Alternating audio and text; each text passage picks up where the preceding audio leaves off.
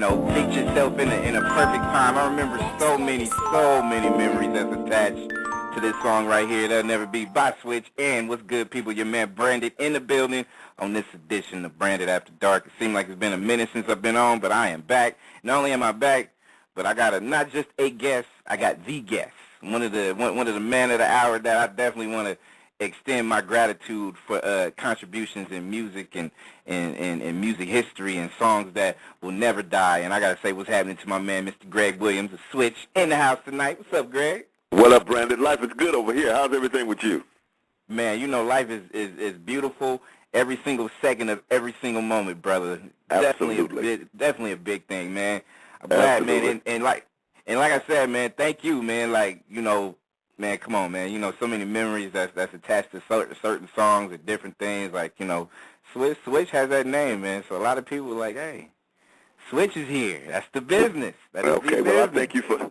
I thank you for that acknowledgement, and for those who are listening too. I can't thank you all enough, for making our dreams a reality and keeping us up after 30 years. I mean, the music still plays, and I'm so happy about it. So. I mean, you said it too.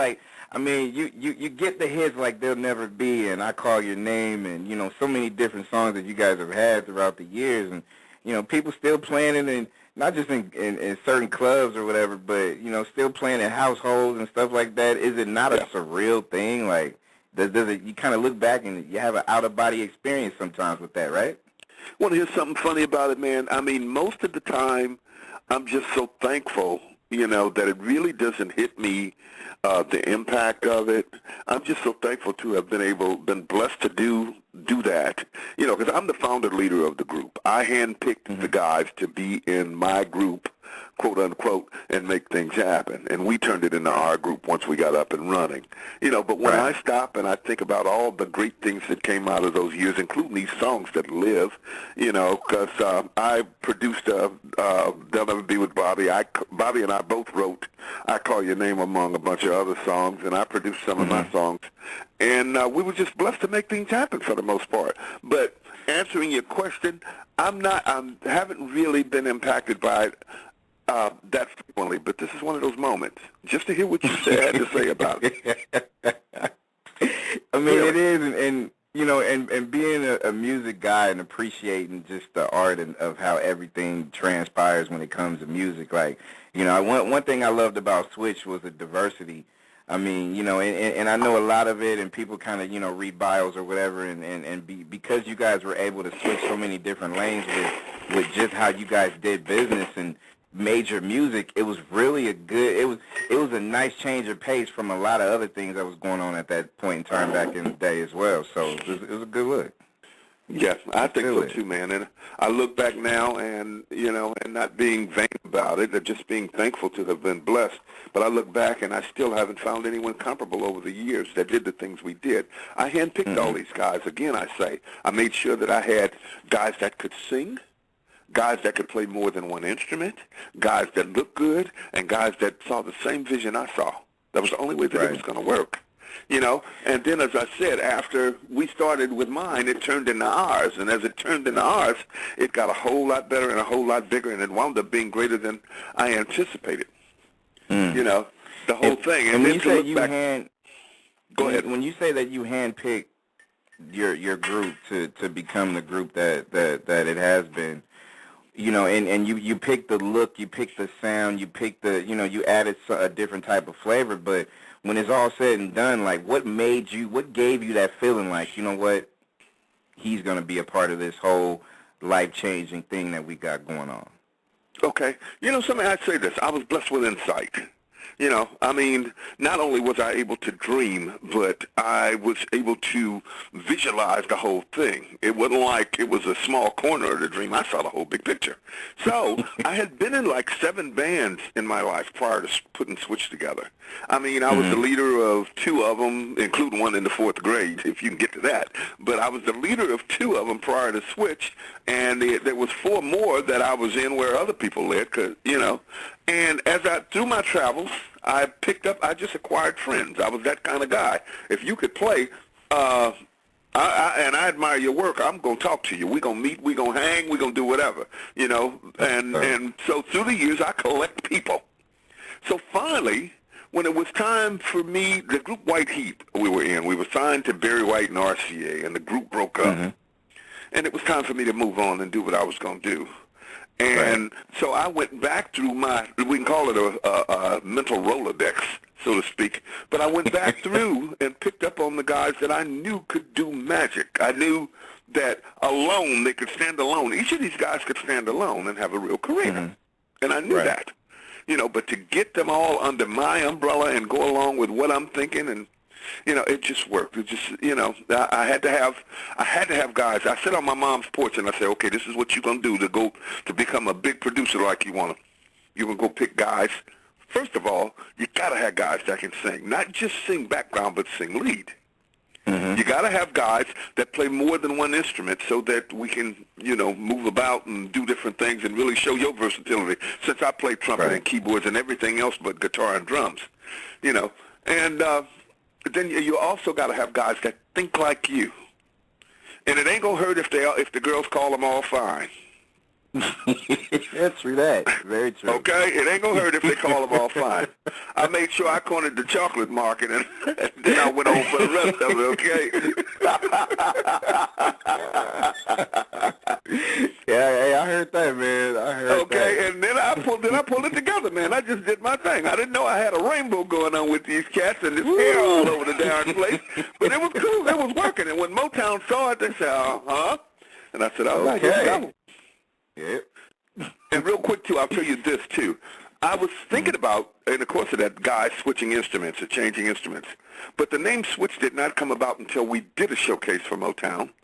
And someone in the audience, and it was really the Motown, Barry Gordy and Smokey Robinson and Suzanne DePass and the who's who of the Motown family, the Gordys. Mm-hmm. There must have been about 30 of them there, and we did the showcase. And after it, we would we start one song with Bobby singing lead and me on the keyboard and Philip over there on the congas, and then the next song Philip singing, Bobby's on the keyboard, I'm on my trumpet, Tommy's playing the bass, and we just ran through it. Bobby would go jump on the drums, Jody come up, play percussion, Philip grabbed the bass, Eddie come off the trombone and go over to his keyboard, Tommy go over there and do something altogether different on the keyboard, and this kept going on. We did about 8 songs and we kept doing that. At the end of the showcase, we blew them away, trust me. We blew them away. And at the end of the showcase, when they were giving us applause and, hyping us up and the whole thing, somebody said, I've never seen so much switching in my life. And the light bulb went on. Because we've been trying to think of a name. We couldn't think of a name. Right. Everybody come up with a name. No, man, mail that back to Grand Rapids or mail that back to Akron. But finally, someone said, I never saw so much switching in my life, and the light bulb came on.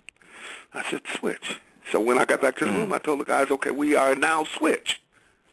And everybody fell in love with it. So that's how that whole thing came about.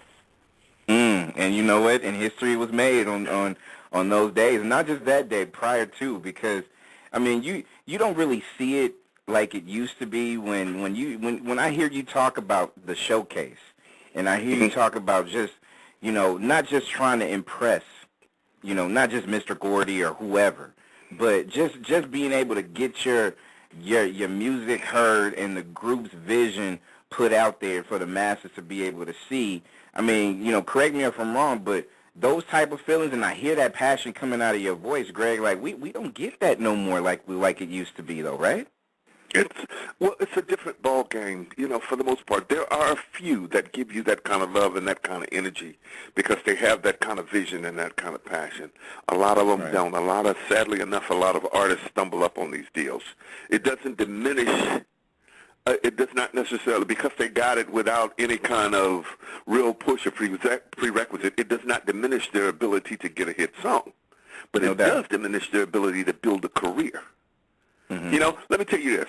A guy took one of our songs and made so much money it was unreal. He redid I Call Your Name, which Bobby and I wrote. Okay? And it was, if y'all remember, it was the Kid Rich Boy.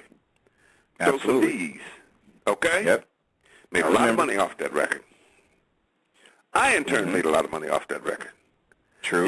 Very but true. The whole thing of it is, and I don't say this, as a negative toward him, but I hear I Call Your Name 30 years later. I don't think I'm going to hear Throw some D's on that bitch. Amen to that. Amen to that. Okay, I don't think I'm going to hear that. You know, That's and true. I'm thankful for the money because that went down the down payment on my daughter's college. So, that's right. You know, I ain't mad at it.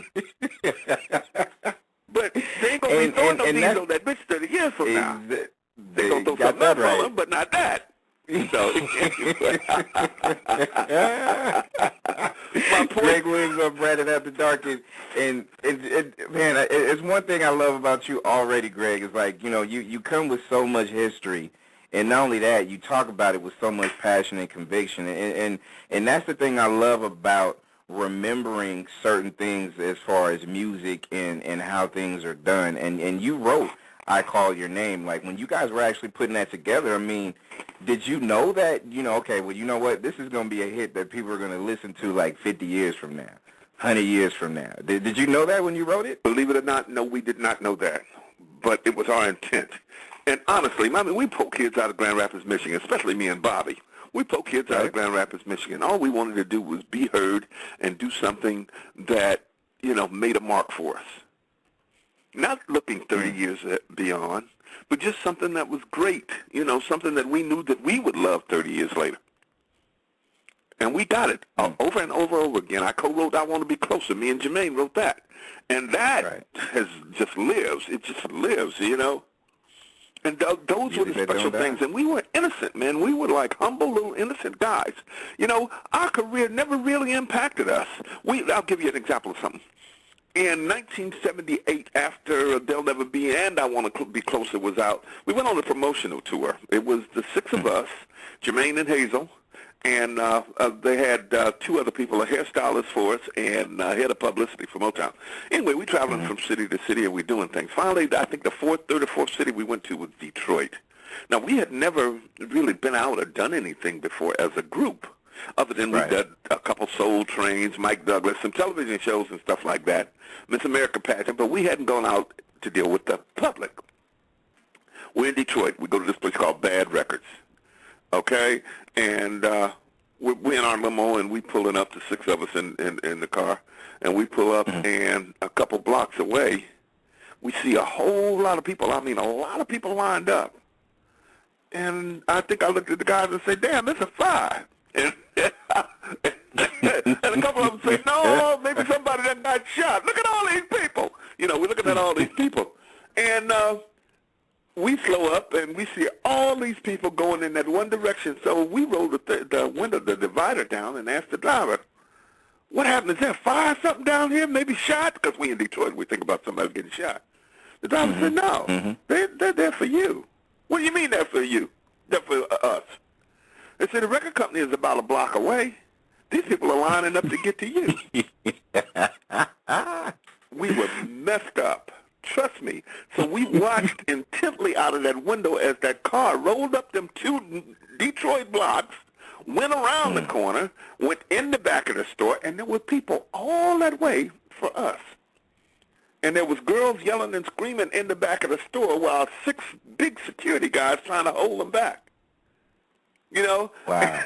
Wow. And we get in there, and they trying to tear down barriers. And let me tell you something, man. It just freaked us out. We had never seen nothing like that in our lives. And we didn't know. We had no idea. Jermaine said, yeah. He said, you can expect this. This is the way it's going to be from now on. And I mean, little cats, man. So. Yeah, and I'm trying to figure it out because, you know, I know seeing that for your first time, you're probably like, wow, like, you know, the women screaming, you know, everybody losing their minds, and, you know, you just think you're just, you know, some old guy that's doing music from the hood that's, you know, trying to bring joy to people, and you didn't see it was going to be that kind of a deal. That's wow. Absolutely did not. You know, something that very often didn't even know how to deal with it because every time it was new to us. Mm-hmm. Every town, every situation, it was new, you know. I'd love to tell you that we got accustomed to it and moved on. We didn't get accustomed to it. We never did. And after a while, it got to the thing where, you know, we'd go to the mall. Philip and I shared a house. And we'd go to the mall and get mobbed at the mall, just the two of us, and things like that. Wow. It was now, interesting, man. Now, when it comes to just, you know, everything that's going on with Switch, you know, I got so many people sending emails and people on Twitter and, you know, people on the lines listening, and one thing that someone came out, or you gotta ask Greg, or is there any way that Switch is coming back to do any kind of music now, and are they touring? What are they doing right now? So that's definitely one of the questions out there for the masses. Absolutely. We've been working. I pulled a reunion off, and I tried one in 1995. It did not work for a couple reasons, but we had one show, and actually Bobby was too sick to work with us. He was too sick. That was before he died, and we tried one show, and it had so many difficulties that it fell apart. The show fell apart. Actually, what happened really was we were in Kansas City at an amphitheater, and somebody got shot in the parking lot, and everybody scattered. Wow. So anyway, and then 2 weeks later, Bobby died. And, I just didn't want to do it. It just knocked the wind out of my sail. The shootout and him dying just knocked the wind out of my sail. So I didn't put it back together again until 2003. Okay. But since 2003, we have been working. And we've been working in various parts of the country. November we just did, the last date we did. What was the last? Yeah, it was the last date we did with SWV and Lenny Williams. Now we're gearing up to do something in Fayetteville, North Carolina, and I think that's the next one coming up, and some amusement park dates. Okay. So we are working. We're definitely working. And we went back in the studio and cut like 7 tracks, but, I'm waiting for some other magic to happen before I say, let's close this out. And see, that's big of you to even say that, because, somebody with your stature, you can just say, hey, you know what, let me breathe on the track, and I'll go ahead and put this out there for the listeners, and they're going to be able to do it. So it's big for you to say, okay, well, I'm going to wait till it feels right. Not too many people can say man. that. Come on. Something, we left a legacy of great music. To come back and try to sell somebody's shirt just because we got the name and can do it, No doubt. I'm about substance and quality, partner. We don't even deal with it other than that. I hear you. Now let me ask you this: when it comes to groups, and you mentioned, of course, Bobby DeBarge, and there's so many history so much history that's attached to just groups in general, and how difficult it can be to maintain a group, be it if it's they go pursue solo careers, or if someone from the group passes, things like that. What's the mental fortitude as far as how you guys can be able to maintain? I mean, it can get tough on occasion, right? Because you do miss certain people that's no longer here, or it's not going to be the same as far as how it used to be when it first started. But how can you still be able to maintain that mental strength in 2012? Well, quite frankly, with me and Switch, it's like this. First of all, I think I'm probably the only R&B group from our era, the late 70s, early 80s, that boasts 4 original members. I've got 4. Okay? And then on top of that challenge, and I'll tell you, the 4 inclusive, I'm included in the 4, but there's Eddie, Fluellen, Philip Ingram, Michael McGlory, the guitar player, who played all the guitar stuff on They'll Never Be All the Hits, and then me, okay? Now, although they didn't see Michael's face on the cover, Michael was there on all the Switch hits for that whole 5 years we spent at Motown. That was Michael's sound. So it's his signature that you hear when you hear the guitar parts. Okay, but also this.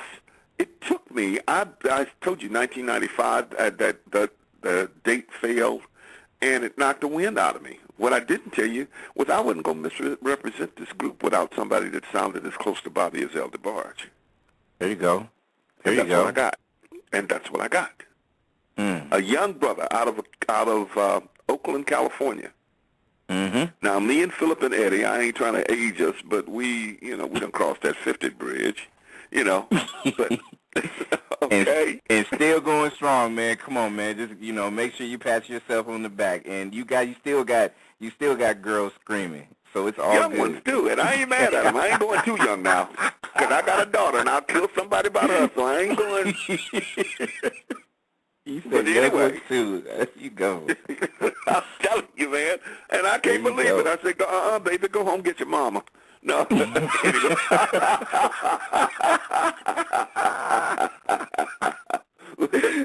anyway. Hey, go ahead, Greg. Yeah. But anyway, me, Philip, I got Philip, Eddie, and McGlory. I've got two other killer cats. On drums, I've got this. Derek Organ was with a group called Tease, and then I've got James Strong played bass. James has played with some of everybody. I mean, he was the primary cat on BET for a few years, though, too, playing with the band on 106 and Park and stuff. But anyway, my new lead vocalist that replaced Bobby, or shall I say stepped in Bobby's shoes, because Bobby hasn't been replaced and will never be replaced. His name is Akili Nixon. And Akili sounds as much, when you hear us live, we always get standing ovations, especially when he does You and I. You and I, which is the ballad that Bobby and I wrote, you know, and he talks about LaToya on the front of the record. Right. Anyway, when Akili does that, we always get standing ovations. Anyway, though, the thing is this. He and my group are a good, solid group. Akili is prosecutor downtown L.A. I mean, he's a DA, serious DA. He's switched by night and prosecuted by day. You know, I heard that. I heard that. Hey, that's power right there, though. So, you know, absolutely.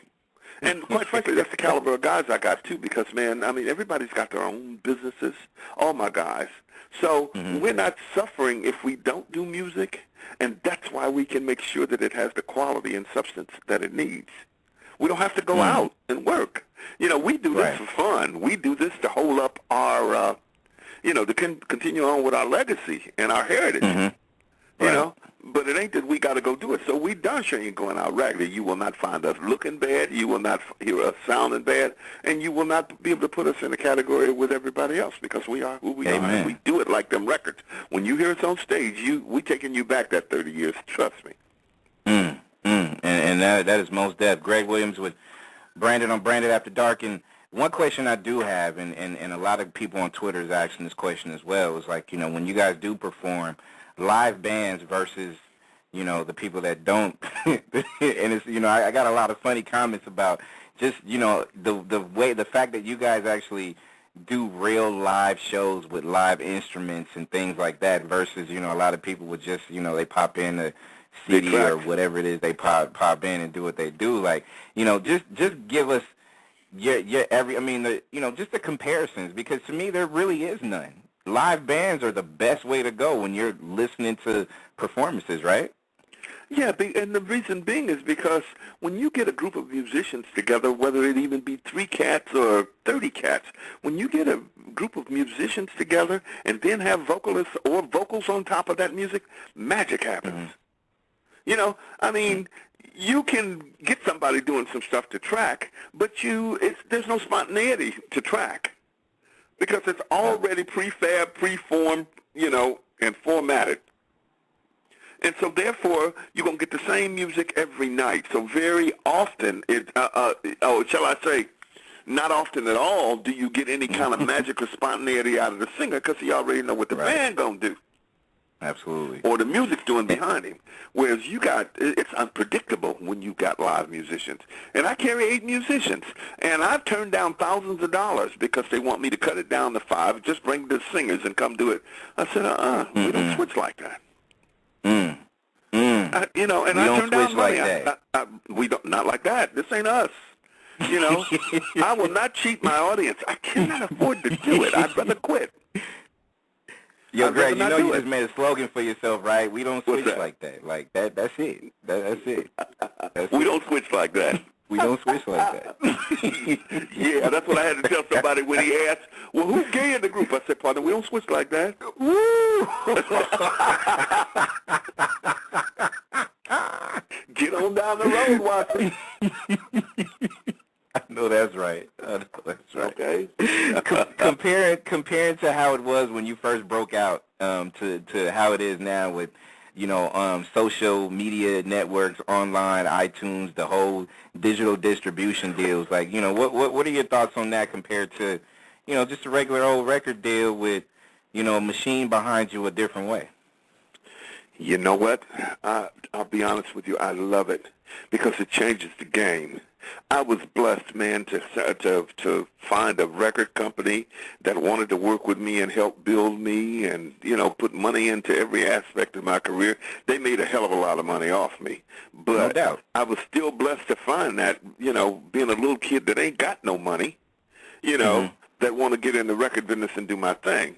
You cannot imagine the number of musicians that walk through the same door I walk through that probably had packages that would have equated publicly to what I was trying to do that never got heard of before.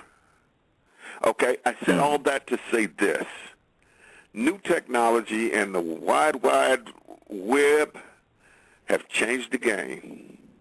Poor little broke folks can now get in the game because they got a drum box at their house, and they got to have nerve, they got to have tenacity, and then they do have to have talent to sustain. But at least you can be a player by making stuff in your living room. You and your boy Willie and Junior, it's a whole other kind of thing. I'm telling you, man. Willie and Junior and Willie Jr., like, they can go ahead and get it in, and they might try to put on some of them old Switch, costumes y'all had on back in the day and try to see if they can bring something back. I truly doesn't recommend that, but okay.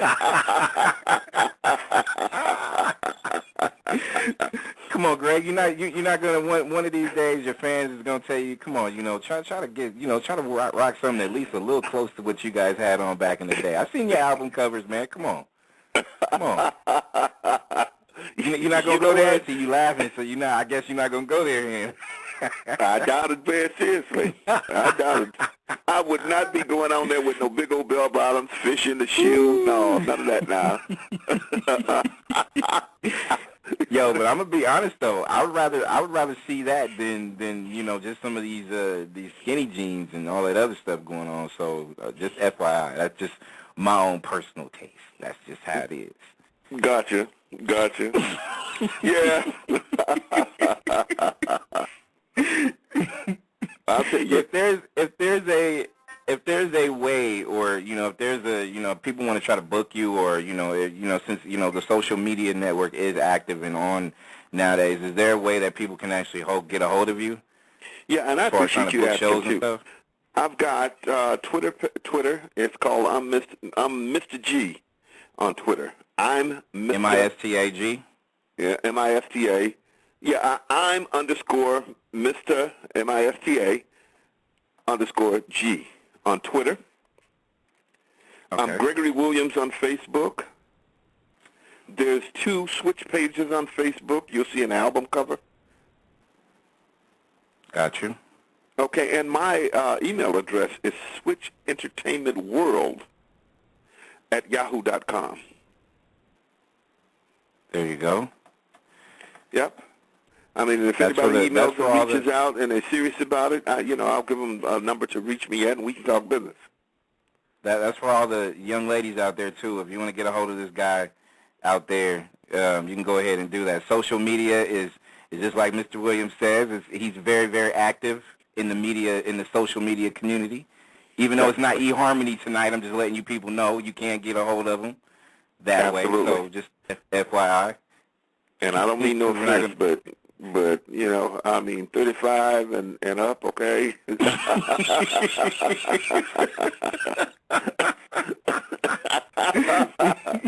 Okay? No. On the personal tip now, on the business tip, you can call me if you're 8 to 88 blind, crippled, or crazy. I don't mind. There you go. But on the personal tip, okay, I'm still single. And that you can tell I'm crazy as hell? No. We're going to have some fun. I ain't crazy. I make good sense. Trust me. Hey, and you got it right here. Like I said, you got everybody out there listening, interested, the whole deal. And anybody that's 35 and up, you can go ahead and eHarmony this man and see what happens. Anybody below, just give me a call. And we'll see what's up. There you go. See? No, I got a brother that fit that realm, too, now. Keely, he cool on that one. He's a good-looking guy, too. So. It's one thing I gotta do when it comes to music. Like I said, we already know your history, your legacy, everything. That's everything Switch. Where do you see music going right now? Is it something that you can say, you know what, I'm very proud of the direction it's going? Or is it something that you can say, you know what, there's room for improvement, but it's not dead yet? I'll say this, there's definitely room for improvement, and a lot of it. And I agree with what you said. It's not there yet. But I will share this with you. I represent one of the most talented young ladies to come out here, to come out in a long time. We're finishing up her album. She's got killer tracks. She's 21 years old. She's actually my niece, but I didn't pick her because she was my niece, because I got a whole bunch of nieces that think they can sing that's got to keep going to church. But the thing is this little girl is awesome, and she writes her butt off. Her name is Chalet. I had her open a show for me, too. The show I did with SWV, she opened for SWV, and it was SWV Linear Switch, and she is just so incredible. And she has restored my faith in where this can go. Wow. Not single-handedly now, because there's been some others that I found that are really strong, but they're seeking real music. They're not trying to do this fluff. They're trying to do songs. They try to tell stories in their songs. And with that, I can appreciate it. I can have much respect for that. So it's still got a long way to go, but, there are a few true artists out there, And again, the reason that I decided to get involved with my niece's career is because she's looking for the real thing, and I can help her find it. If they're looking for something light, I can't really help a whole lot. Just go find it and come to me when you got it, and I can help you get in. So it's funny how one person can help change your outlook on a lot of different things moving forward. Like, you know what, the future is a little brighter now because you're in it, and that's good to know that you are, not just you being the power guy that you are, but you can be able to accept the fact that, there's a lot of strong men and women in this music community that can be able to spread the word, on a level like, perhaps yourself. You know what I mean? Yeah, absolutely. Absolutely. And there are. But you got to find it. You got to dig for it. And I do say this, too. There are some extremely talented young artists out there. They just are. They just have been, most of them, or better yet, many of them, have been consumed by what these A&R people with no prerequisites to be A&R people are trying to tell them. Go back and bring me a Rihanna record. Go back and bring me a Neo record. Go back and bring me a Bruno Mars record. The whole thing, because they don't know no better. The A&R guys, they don't know no better. They never touched an instrument. They never wrote a song. They probably ain't even sang a song. And they are in control of our musical destiny. That's wrong. Right. That's wrong. Have somebody that knows music, that loves music, be in control of that music. Did you know that Def Jam just hired Neo as the head of A&R? I heard about that. That's the How kind you feel of about moves. that? I love it. That's the kind of moves that this business needs to make. First of all, I love and respect Neo and his talent. Absolutely. I really do. And I know the guy. In fact, there's a picture of me and him and my daughter and my dear friend Cynthia Horner together on my Facebook page. But anyway, even if I didn't know him, I respect his work. He does good work. He's always a big hero as far as music, because he does bring a lot of purity to his writing and his style, and it's sincere. You can tell. It's kind of like you said something earlier about telling a story, and you come from that cloth too, because you've told stories with your music, and we kind of lost our way in a lot of ways when it comes to it. So it's something that we definitely need to try to see if we can bring back. And if he can be able to, he can't, like you said before, when it comes to other people, he can't single-handedly do it. But, if he's put in a cool position where he can be able to allow other people to do the same, it's definitely going to be a good look for music. Absolutely. And I think that he'll lead the way for other record companies to hire artists, hire music people again. Plus, I'll say this too: record companies have actually gotten lost and for the most part put to the side because of new technology and the internet immediate access for a lot of people. And it's a good thing because it makes these record companies have to step up their game.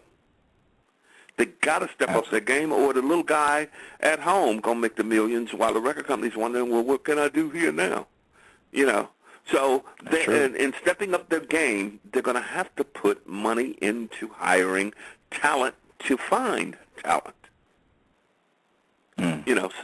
So with that in mind, I think this whole thing's going to work out a whole lot better. I am in total agreement that music people need to be in those positions.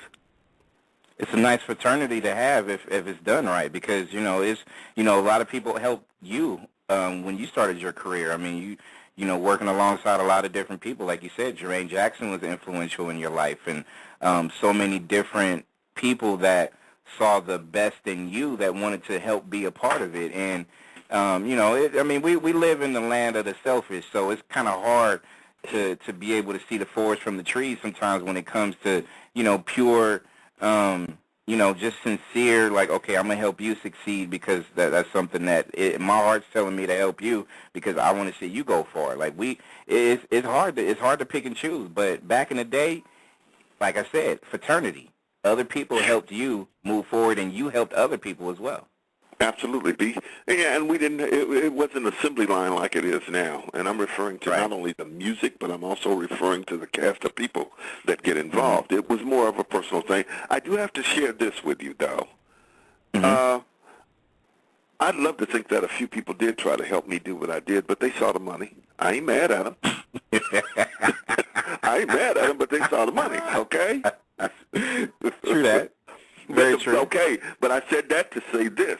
So therefore, in a lot of ways, I suffered through a lot of things. I paid the dues to be this cat that I ultimately became, and I'm still just as humble and still working on it, okay? But the point being, the reason I say that is I had to give it back because God saw fit to give me enough to get through. Right. Because like I said, I handpicked Switch. And even though I had managers, my managers had a greater loyalty to Motown than they did to me. So therefore, my struggle continued. But God saw fit to get me through it. And so that's why I give back to artists now. I don't know if you know any of my history, but I managed El DeBarge from 1998 to 2003. Yeah. I handled, do you remember the girl, Michelle Thomas, that played on, she was Urkel's girlfriend, Laura, on Family Matters? Yeah. And she was Malcolm Jamal Warner's girlfriend on The Cosby Show. She was Justine. Mm-hmm. And actually, she was really Malcolm's girlfriend in real life. Well, that was my baby. That's beautiful my niece. Woman, too. Beautiful woman. She was very beautiful. She passed in 1998. But that was my baby. And we managed her. My dear friend Cynthia Horner from Right On Magazine and I managed Michelle. So I've been involved with, and there's other acts too, man. I can give you a list of them that I've represented and managed over the years. But that was me trying to give back to them. Trying to get them through because, no matter what happened, even though I didn't have an uncle in the furniture business, I was able to get a couch over here and a chair over there and sit down when I needed to. And it kind of worked like that. Amen to that. Amen to that. Before we let you go, this is Brandon After Dark. We have Greg Williams to switch on, and if you can, one more time, toss out your contact information, Twitter, Facebook, for all the listeners that's tuning in and just started tuning in as well. Okay. On Twitter, I'm Mr. G. I am _ Mr. MISTA _ G. Okay. Facebook, I am Gregory Williams, and you should be able to find me there. And also, there is a Switch page on Facebook as well. So there's 2 Switch pages on Facebook, so you can find me at either of those. And then ultimately, my email address is switchentertainmentworld@yahoo.com.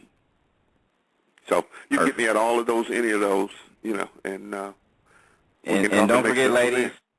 Don't forget, ladies, 35 and over, please. 35 and over. I will help Mr. Gregory Williams screen all. We need pictures. We need we need bios. We need some stuff. We definitely do. And I'm his personal bodyguard / manager / whatever you want to do. I'm his right hand man. So when it comes to this, so ladies, please. Okay. Make sure you go through the proper channels. I ain't mad at you, partner. We on now. Come on. And since this is a fraternity, Miss Karen White is back into the arena of music with a new single and video and album that's coming out. So your thoughts on your peers in this game that's done music for a long time, that's back trying to reassert themselves in this community again. Oh, man, I am happy for everybody that brings it back and does it because we all want to. You've heard many times that this person done quit and that person done got religious and this. Everybody wants to keep doing this. There's a reason why they don't do it when they don't do it. So I'm just so thankful that somebody got past that reason and got back in the game because that's their love, you know? Absolutely. So I'm happy for him. Karen, I am so excited for Karen, you know, and, you know, I'm excited for Elle. I'm excited for Charlie Wilson. You know, there's so many people, man, because we got to do what we do for the curtain falls. You know, we're losing a lot of our people, a lot of our talent. Before the curtain falls, do what you do. So. And appreciation shown to, again, like I will continue to say it. You know, I'm not on a level class of historic proportions like Switch and Mr. Greg Williams here, but I know a fraternity in music is the best fraternity to be a part of if you show your peers that support and appreciation as well. So that's perfect for what you said about, you know, Karen White and all the others that's, you know, returning to music, and yourself as well. You got to put yourself and your group in that same class because, I mean, you know, no matter how many hits that you had before, your appreciation and appreciation that you guys have had and will continue to have will reign supreme. I mean, again, 50 years from now, people will still be listening to I'll Call Your Name, and they'll never be because of what you guys have done. I really do like the thought of that. Yeah. You know, and I appreciate having been here and just been able to do that. So. And it's never over. So, you know, anytime you want to come hang out, and I gotta add on my man, Mr. Kevin Gray on, and I want to send a big shout out to KG as well. Kevin, you are on with Greg. Thank you, and I appreciate it. And what's up? Hey, what's up, buddy? What's up, Greg, man? Yeah, my boy, and I was supposed to give you a shout anyway, man. All right. I'm glad you're here. Yeah, man. I'm just tuning in, listening in, man. I'm showing you some love, brother. You know, hey, man, well, that's mutual, and I appreciate you making that call. Yeah, anytime, man. Good one. And I gotta say, Gray, anytime you want to come on, definitely. We'll link up via Facebook and Twitter, and Kevin has my number, so you can be able to get as well. But I want to thank you, and believe me when I tell you, talent and memories and everything that you have given me, you are one of many people influential. The reason why I'm doing radio, and has been doing it for 5 years. So, you know, thank you from the bottom of my heart. I sincerely thank you for that. You're welcome, and I thank you as well for that compliment. And you know what I just thought about? Say maybe a month from now, something like that, if you want, I'll get Philip and Eddie and Akili on here, and all four of us. Ooh, let's do it. Let's build that bridge and keep it going. Hey, come on now. People out there. So we're going to communicate. Ain't no two ways about it. But let's lock that down, okay?